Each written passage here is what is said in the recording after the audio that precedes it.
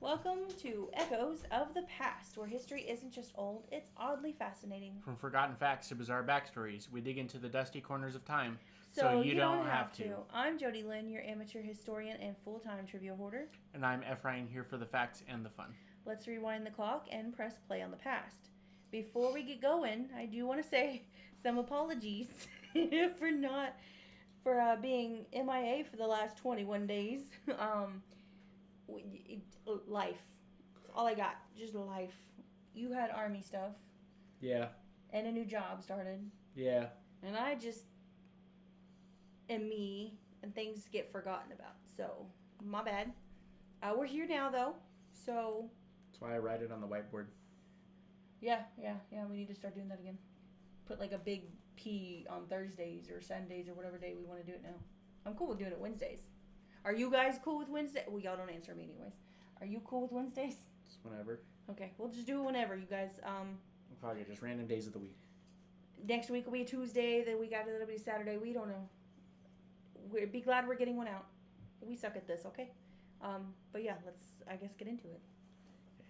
There's a moment in American history where the country tried to force a version of itself that didn't actually exist. Not gradually, not culturally, but overnight. In the 1920s, with the start of Prohibition in the United States, the federal government made alcohol illegal across the entire nation. Not just harder to get, not restricted, illegal. Production, sale, transportation gone, at least on paper. And on paper, it made sense to a lot of people. You know what's wild is that we still technically have quote-unquote prohibition in different areas when it's the sale of it, not the consumption of it. Yeah. Like, for instance, Hamilton, the town I grew up in, was a dry county for, like, the longest fucking time. And then shortly after I graduated, I think it was between 2014 and 2016, they finally did a vote on making it a wet county again. But the fact that there are so many that are still dry counties is wild. Yeah. I mean, like, since then, I mean, people drink. And like anything, people will go out of their way to get it. No matter what. Legally or illegally, no matter what. So. Like that little old man that I told you that used to be in Hamilton before it became a wet county that would drive his little lawnmower, ride the lawnmower all the way out to the beer barn outside city limits, get a pint of hard liquor and then drink it as he's driving back. Yeah. It used to make me laugh. I know it's bad, but it made me laugh. Alcohol has been tied to real problems. Broken families, lost wages, violence, addiction. There were entire movements built around the idea that if you removed alcohol, you could clean up society. I don't think that worked. You could make homes safer, workers more reliable, communities more stable. It wasn't just politicians pushing this. It was backed by everyday people, religious groups, reformers, people who genuinely believed this would make life better. But what they misunderstood, fundamentally, was human behavior. Because when Prohibition started, people didn't suddenly become different. They didn't stop wanting alcohol. They didn't stop drinking. They just stopped doing it legally. And that shift right there is where everything begins. The demand stayed exactly where it was, but the supply, that disappeared from legitimate channels overnight. Breweries shut down, distilleries went quiet, bars closed their doors. What replaced them wasn't nothing. It was something far less controlled. An entire black market formed almost immediately. I think it's really funny that we're talking about this because it reminds me of how a lot of states, if not the entire country, I can't remember how it was, but the abortion thing, and how a lot of places it's illegal now, and what are they doing? Going to different states to get it, going underground to get it, going to different countries to get it, and ordering things that are illegal to own now. And they're doing exactly the same thing as the people in the Prohibition era did with alcohol. And I think that's wild. Yeah, literally, like you said, legally or illegally, people go out of their way to get whatever they want. Mm-hmm. And the thing about black markets is they don't run on rules; they run on opportunity. You don't say. Out in rural America, especially in places like Appalachia, people already begun making their own alcohol for generations. Moonshining wasn't new; it had roots going back long before Prohibition, often tied to necessity.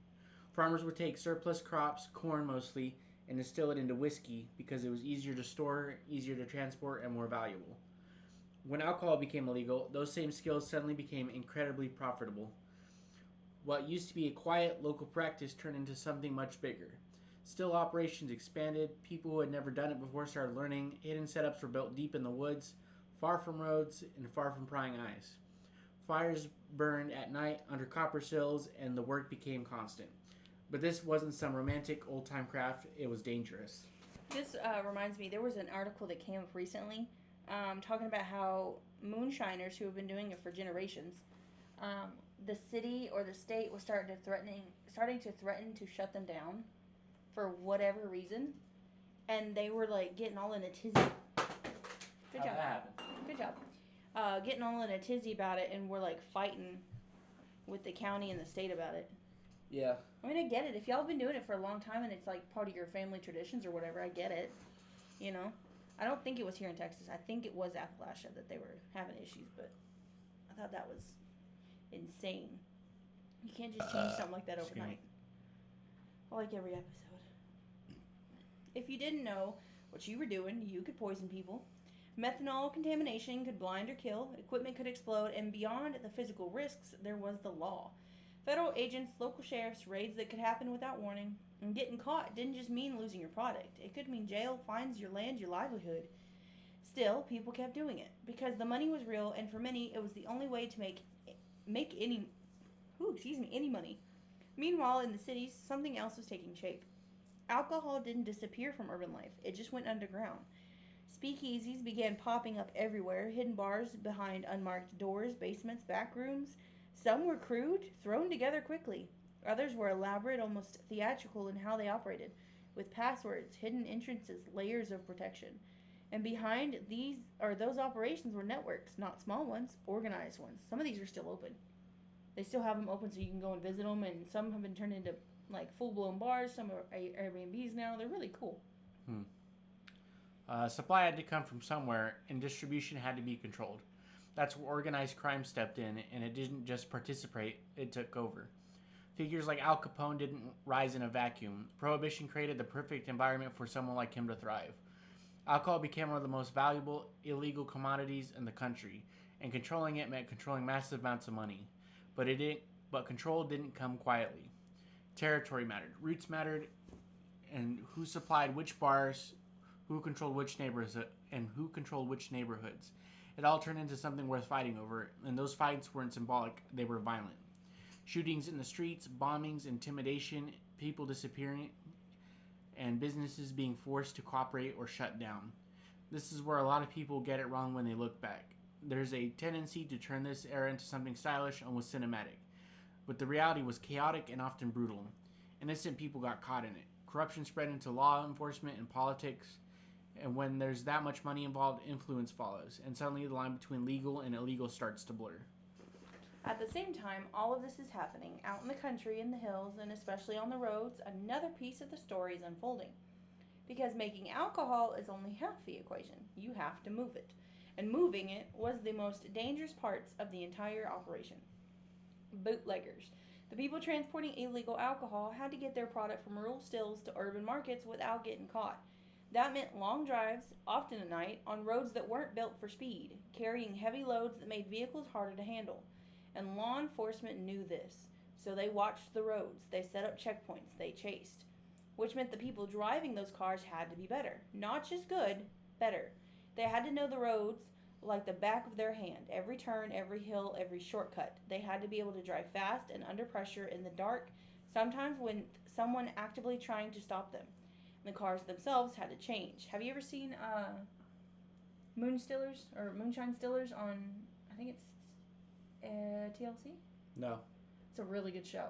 It kind of goes into how in places where it is still illegal in the country to make moonshine, how they get their moonshine out and where they make it and how they hide it from the cops and all this stuff. And it's really interesting. I remember one episode, the guy put a hay bale in his truck bed, hollowed it out, and that's how he was moving his moonshine inside the hay bale. And then he just pushed the side of the hay that he had cut out, just pushed it back on and made it look like it wasn't even there. And somehow the cops figured it out after like months of him doing this. Yeah, it's interesting. It is really interesting. Stock wheels weren't enough. They needed more power, better handling, stronger suspension to carry the weight without looking suspicious. Engines were modified, trunks were reinforced, and cars were turned tuned not just for speed but survival. Because if you got caught, you lost everything in that moment: the load, the money, and sometimes your freedom. So people adapted, and over time, that adaptation turned into something else. Drivers started comparing who was faster, who could handle a turn better, who could outrun who. It wasn't always formal, and it was definitely wasn't safe, but it was inevitable. When you have a group of people all pushing their limits in the same way, competition follows. Races started happening. Not organized, not sanctioned, just drivers proving something to each other on dirt roads, open stretches, or wherever they could. And that's what's interesting, is that this part of the story isn't separate from everything else. It grows directly out of it. The same skills that kept someone out of jail, precision driving, mechanical understanding, quick decision making, those are the same skills that make a strong racer. So when Prohibition eventually came to an end in 1933, the world didn't just reset. You didn't suddenly erase all the systems and behaviors that had been built over 13 years. Some people left that life behind while others didn't. And some took what they had learned and moved it into something new. People like Junior Johnson are a clear example of that transition. He wasn't alone, but he represents a larger truth, that the line between outlaw and athlete, at least in this context, wasn't as wide as people think. Eventually, those informal races became more organized. Tracks were built, rules were introduced. What started as scattered, almost secret competitions grew into something structured. And from that, you get the foundation of NASCAR.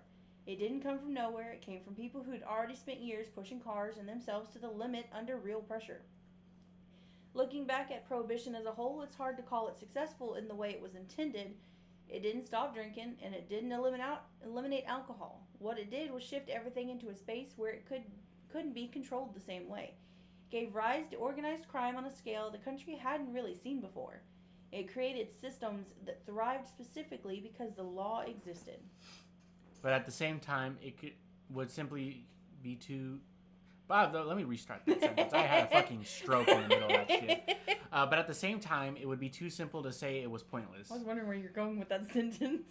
I'd expose something important. You can't regulate behavior out of existence if the demand for that behavior is still there. People don't just comply because something is illegal, especially not when it's something already deeply embedded in culture and daily life. Shut up, Walmart. What happens instead is adaptation. People find ways around it. Some do it quietly, some do it violently, and some turn it into opportunity. And that's what this era really is. It's not just about alcohol, it's about pressure. A system applies pressure and people respond. Some follow the rules, some break them, and some build entire lives in that space created by the tension. Moonshiners weren't just criminals, bootleggers weren't just drivers, and outlaws weren't just villains. They were all part of a response to a system that didn't account for how people actually live. And the consequences of that response didn't stay contained in that moment. They carried forward into organized crime, law enforcement practices, culture, and even into something as unexpected as professional racing. That's the part that sticks. One decision at the top, and then everything follows beneath it. Not controlled, not clean, just real. What makes this part of history linger isn't just what we know, it's everything around it that never fully settled. Because when you look close enough at Prohibition, it stops being a clean narrative and starts turning into something messier. Stories don't always line up. Records disappear. Accounts contradict each other. And in that space, you start to see the edges of something else. Rumors, conspiracies, things people swore were true but were never proven, or maybe just buried over time. There are whispers about deals made behind closed doors, about who was really being protected, and who was being sacrificed to make examples.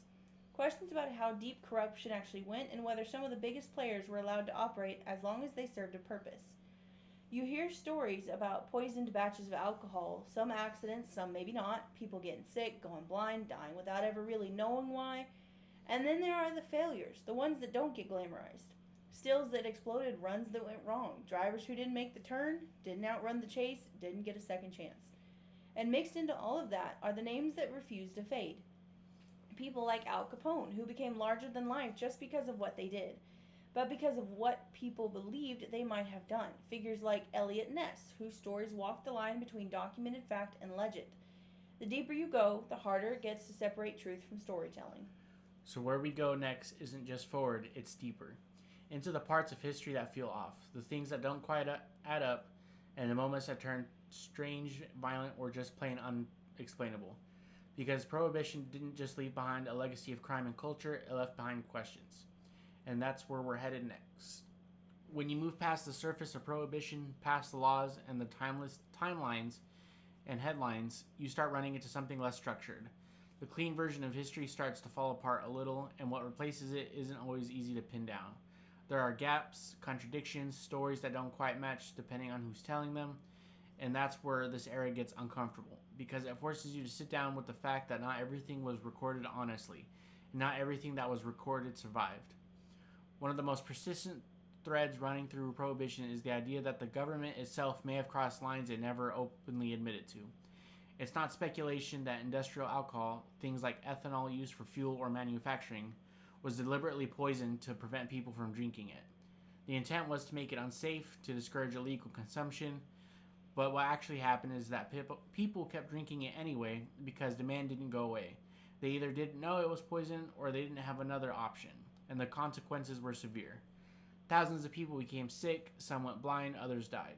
There are estimates that suggest the number of deaths reached into the thousands, possibly higher. But exact numbers are hard to confirm because record keeping wasn't consistent, and in some cases they may not have been transparent. What makes it more unsettling is that the policy didn't stop immediately once the damage had become clear. It continued, which raises a question that doesn't have a comfortable answer. At what point does enforcement become something else entirely? Then there's the question of corruption, and not just the obvious levels. It's easy to imagine low-level officers taking bribes to look the other way. The part that is almost expected where there's money involved, but the deeper you go, the more you start to see signs that it wasn't just isolated incidents. Entire operations functioned for years, moving massive quantities of alcohol through cities without being shut down in any lasting way. That doesn't happen without someone, somewhere, choosing not to act. There are long-standing suspicions that certain figures were allowed to operate because they provided a kind of stability within the chaos, that as long as one group maintained control, it prevented constant open conflict. It's not something that was ever formally acknowledged, but it's a pattern people have pointed to repeatedly. When enforcement is inconsistent, it stops feeling like enforcement and starts feeling selective. Names come up again and again when you talk about this period, and not just because of what they did, but because how their stories have been told and retold over time. Al Capone is probably the most recognizable. He's often portrayed as the face of Prohibition-era crime, and in many ways he was. But even with him, the line between fact and legend isn't always clear. What's documented is already significant. Control over large parts of Chicago's alcohol trade, involvement in violent conflicts, eventual conviction not for the violence, but for tax evasion. But around that, there's a layer of myth that's hard to verify. Stories of influence reaching further than proven, of deals that were never recorded. On the other side, you have figures like Eliot Ness, who became known for trying to push back against that system. The group he led, often called the Untouchables, built a reputation on refusing bribes and targeting high-level operations. I think there's a movie called that about him. But even here, the story isn't as simple as it's often presented. Some of what people believe about Ness comes from later portrayals, books, and films that shaped the narrative into something cleaner, more defined than it likely was in reality. That doesn't mean the work didn't matter. It means history has a way of sharpening edges that were probably more blurred at the time. Beyond the big names and the political questions, there's another layer that doesn't get talked about as often, and that's the sheer number of things that went wrong. Moonshining and bootlegging weren't just illegal. They were physically dangerous in ways that couldn't always be controlled. Stills, especially makeshift ones, could explode if pressure built up or something in the process was miscalculated. Fires could spread quickly, especially in the wooded areas where operations were hidden. There are accounts of entire setups being lost in seconds, sometimes with people still there. And then there's the alcohol itself. Improper distillation could lead to contamination, and contaminated batches didn't just taste bad, they caused real harm. Blindness, organ damage, death. People didn't always know what they were drinking, and even when they did, they didn't always have a safer alternative. Transportation added another layer of risk. Bootleggers driving at high speeds, often at night, on roads that weren't designed for, carrying heavy loads that affected how their vehicles handled. If something went wrong, a blown tire, a misturn, a sudden obstacle, there wasn't much room to recover. Crashes happened, and when they did, they were often severe. These aren't the stories that get repeated often. They don't fit the cleaner narrative. There's no sense of control or cleverness in them, just the reality of people operating in conditions where one mistake could end everything. And then there are the strange stories, the ones that sit somewhere between rumor and possibility. Hidden tunnels used to move alcohol beneath cities, secret compartments built into vehicles so well that they went undetected for years. Entire shipments disappearing without explanation, either stolen, intercepted, or simply lost in ways that were never fully understood. Some of these have evidence behind them, others exist mostly through repeated telling, but together they create a sense that there was always more happening than what was visible on the surface. That's really what defines this part of Prohibition. Not just the crime or the law or the cultural shift, but the uncertainty. The sense that no matter how much you learn about it, there's always something just out of reach. Something that doesn't quite fit or doesn't have a clear answer. And maybe that's the most honest way to look at it. This wasn't a controlled experiment with predictable results. It was a massive nationwide change imposed on a population that didn't uniformly agree with it. The outcomes weren't clean, and they weren't fully documented in any way that ties everything together neatly. What you're left with are pieces, some clear, some distorted, and some missing entirely. Conspiracies that may have roots in truth, failures that were never fully accounted for, and stories that grew larger over time, and names that became symbols of something bigger than the individuals themselves. It's not a comfortable version of history, but it's a real one. And it's the part that keeps people looking back, trying to figure out what actually happened and what never made it into the record. When you step back from it all, Prohibition doesn't really end as a clean chapter in American history. It fades, but doesn't disappear. In 1933, when the laws were fully repealed, it wasn't because the country suddenly agreed on alcohol. It was because the system around the ban had become unworkable.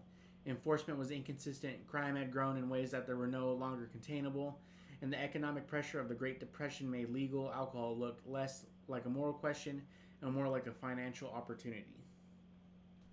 But even when the law changed, the world it created didn't reset. The people who had lived through it didn't forget it, the systems built during it didn't fully vanish, and the skills, the money, the networks, and the habits they all carried forward in different forms.